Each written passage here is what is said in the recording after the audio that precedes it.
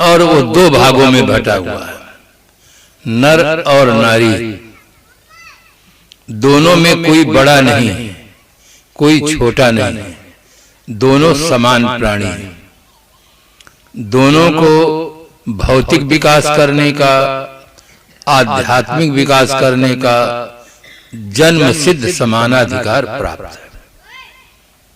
इसलिए दोनों को दोनों दिशा में पुरुषार्थ करके जीवन का सर्वांगीण विकास करना चाहिए। हम बाहर से भी संपन्न हो, भीतर से भी संपन्न, राष्ट्र भी हमारा संपन्न। बाहर की संपन्नता पर लोगों का ध्यान बहुत गया है, अथक परिश्रम किए, आज उस दिशा में संतोषजनक सफलता मिली। इसीलिए एक शायर ने लिखा, आज आदमी के पास TV set, sofa set, dinner set, golden set, diamond set, सब सेट है, केवल माइंड अपसेट है।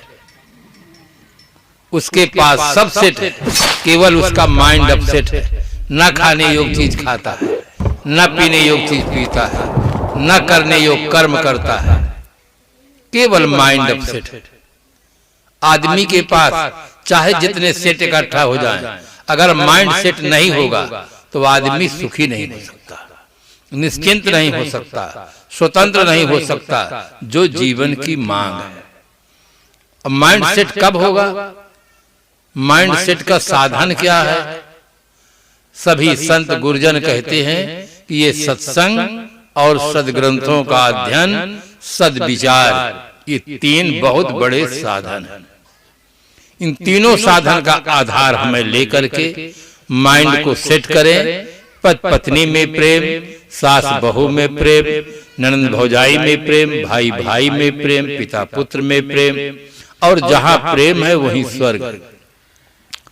जहां भीतर राग द्वेष भरा हुआ है, आदमी जल रहा है, दूसरे के पुत्र धन परिवार वैभव को देखकर जल रहा है, वही नरक।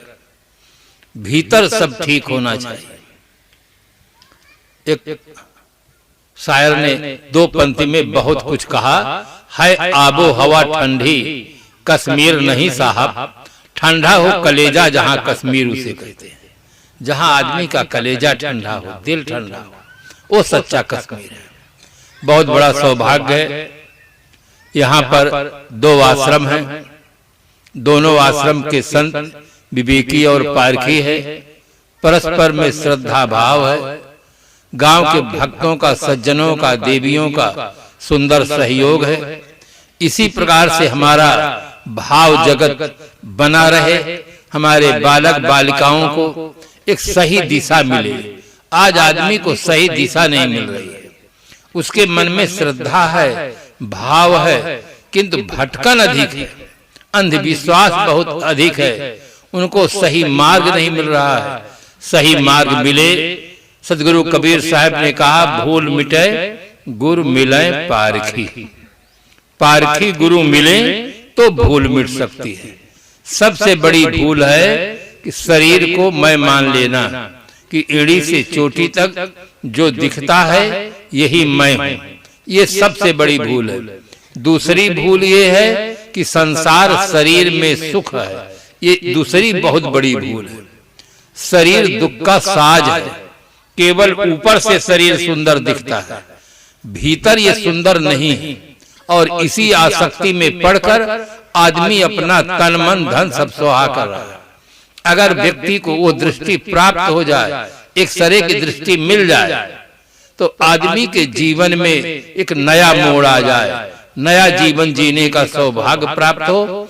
नया जीवन क्या है? निर्विकार जीवन, पवित्र जीवन, जो केवल मानव जीवन में संभव है और किसी जीवन में संभव नहीं। सौभाग्य है दोनों आश्रम के संत विवेकी हैं, पारखी हैं, अच्छी तरह से बोध देने में सक्षम है। उनका आधार लेकर, सदगुरु संतों का आधार लेकर हम बोध प्राप्त करें। जैसे कृषि, व्यापार और सर्विस का आधार लेकर हम धन प्राप्त करते हैं, सदगुरु संतों का आधार लेकर बोध प्राप्त करें, जिससे हमारे जीवन का पूर्णता प्राप्त हो, हमारा जीवन सफल हो। और कार्यक्रम के आयोजक दोनों महान भावों को बहुत बहुत साधुवाद।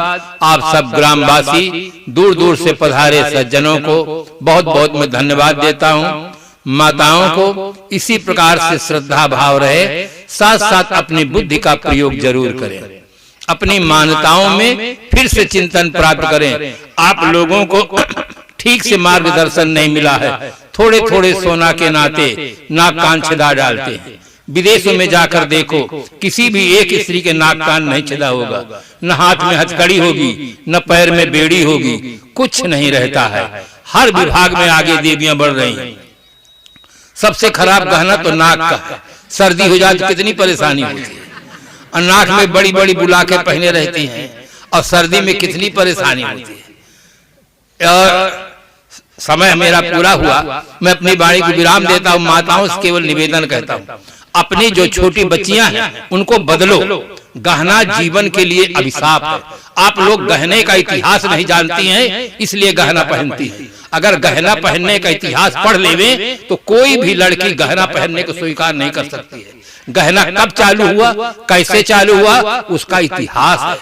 इस प्रकार से इन गहनों से अलग रहें, अच्छे वस्त्र पहने, अच्छी वाणी का प्रयोग करें, अच्छा जीवन जिए। कुछ हमारे जीवन में परिवर्तन होना चाहिए। आज के जमाने के अनुसार देश विदेश की महिलाओं को देखें।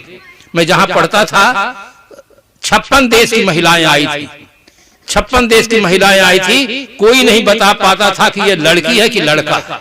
सबका एक समान ड्रेस भेष। और जब एक महीना रही तो वहां की नारियां साड़ी पहन करके निकली, तब पता चला कि ये लड़की है या लड़का नहीं, कुछ पता नहीं चला।